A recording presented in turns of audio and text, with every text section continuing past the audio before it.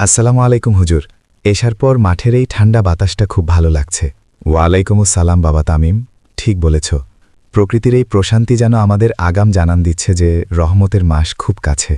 তা তোমার প্রস্তুতি কতটুকু? হুজুর, সত্যি বলতে খুব টেনশন হচ্ছে। এবারই প্রথম বড় জামাতে তারাবি পড়াব। দাও দাও করে পড়া মুখস্থ থাকলেও কেন জানি মনে হচ্ছে দাঁড়িয়ে গেলে সব গুলিয়ে ফেলব। এটা খুব স্বাভাবিক। একে বলে খৌফে খালেক বা আল্লাহর ভয়। তবে মনে রাখবে, তুমি যখন মেহরাবে দাঁড়াবে তখন তুমি একা নও। কোরআন যার কালাম, তিনি নিজেই তোমাকে সাহায্য করবেন। আচ্ছা, তিলাওয়াতের গতি নিয়ে কি ভাবছ? আমি চাচ্ছিলাম একটু ধীরস্থিরভাবে পড়তে, যাতে মুসল্লিরা শব্দগুলো বুঝতে পারে। কিন্তু অনেকে তো আবার দ্রুত শেষ করার তাগাদা দেয়। মানুষের কথায় কান দিও না বাবা। তারাবি মানেই হলো আরাম করা বা বিরতি নেওয়া। আমরা তো আল্লাহর সামনে দাঁড়িয়েছি, দৌড় প্রতিযোগিতায় নয়। তুমি তোমার স্বাভাবিক গতিতে পড়বে। মনে রাখবে, তুমি তিলাওয়াত করছো খালিকের সন্তুষ্টির জন্য, পাবলিকের হাততালির জন্য নয়। জি হুজুর, ঠিক বলেছেন। আর একটা ব্যাপার, মাঝে মাঝে আয়াত ভুলে গেলে খুব ভয় লাগে। তখন পেছনের লোক যদি লোকমা দিতে দেরি করে হেসে, আরে পাগল, ভুল হওয়া তো মানুষের স্বভাব। বড় বড় কারি সাহেবদেরও ভুল হয়।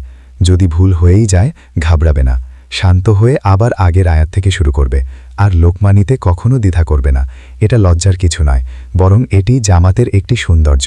দোয়া করবেন হুজুর, ছোটবেলা থেকে আপনার কাছে পড়ে আজ হাফেজ হয়েছি। এবার যেন আপনার মান রাখতে পারি। আমার মান নয় বাবা, আল্লাহর কালামের মান রক্ষা করাই আমাদের আসল লক্ষ্য। নিয়তটা সাফ করে নাও। তুমি যখন আলহামদুলিল্লাহ বলবে, তখন যেন তোমার অন্তর সাক্ষ্য দেয় যে তুমি সত্যিই রবের প্রশংসা করছো। যাও, আজ রাতে একটু বেশি করে রিভিশন দাও, একটু থেমে। হুজুর, একটা কথা জিজ্ঞেস করব? আপনি যখন প্রথমবার তারাবি পড়িয়েছিলেন, আপনার কেমন লেগেছিল? সে অনেক বছর আগের কথা। ঠিক তোমার মতো আমারও বুক ধরফর করছিল। প্রথম রাতে সূরা বাকারার মাঝখানে গিয়ে আমার পা কাঁপতে শুরু করল।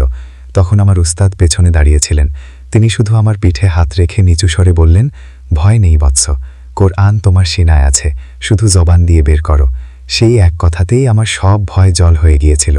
আজ আপনিও আমার পিঠে হাত রেখে ঠিক সেই সাহসটাই দিলেন হুজুর, কারণ আমি তোমার মধ্যে আমার সেই তরুণ বেলাকে দেখতে পাচ্ছি। শোনো তামিম, তারাবি কেবল খতম করা নয়, এটা হলো আল্লাহর সাথে প্রেমের কথোপকথন। যখন তুমি সিজদায় যাবে, তখন মনে মনে বলবে, হে আল্লাহ, আমি আপনার গুনাহগার বান্দা, কিন্তু আপনার কালাম আমি অন্তরে ধারণ করেছি। দেখবে তিলাওয়াতের মিষ্টতা অন্যরকম হয়ে যাবে ইনশাআল্লাহ হুজুর। আমি চেষ্টা করব প্রতিটি আয়াত যেন আমার অন্তরের গভীর থেকে আসে। ভালো। আর শোনো, মাঝে মধ্যে দীর্ঘ তিলাওয়াতে শরীর ক্লান্ত হয়ে আসতে পারে, তখন ধৈর্য হারিও না। নামাজের শেষের দুরাআত যেন প্রথম দুরাআতের মতোই সজীব থাকে। মনে রাখবে, ফেরেশতারা কিন্তু তোমার চারপাশে ডানা মেলে দাঁড়িয়ে তোমার তিলাওয়াত শুনবে। সুবহানাল্লাহ, আমি তো এটা এভাবে ভাবিনি। এখন তো মনে হচ্ছে ভয় নয়, বরং এক অদ্ভুত আকাঙ্ক্ষা কাজ করছে মেহরাবে দাঁড়ানোর জন্য। এই তো চাই, এই আকাঙ্ক্ষাই তোমাকে একজন সত্যিকারের হাফেজ বানাবে। যাও, এখন মাদ্রাসার বারান্দা দিয়ে যাওয়ার সময় আকাশের চাঁদটা একবার দেখে নিও। ওটা যেন আমাদের রমজানের আগাম দাওয়াত দিচ্ছে। জি হুজুর, দোয়া করবেন। আসসালামু আলাইকুম। ওয়া আলাইকুম আসসালাম ওয়া রাহমাতুল্লাহ।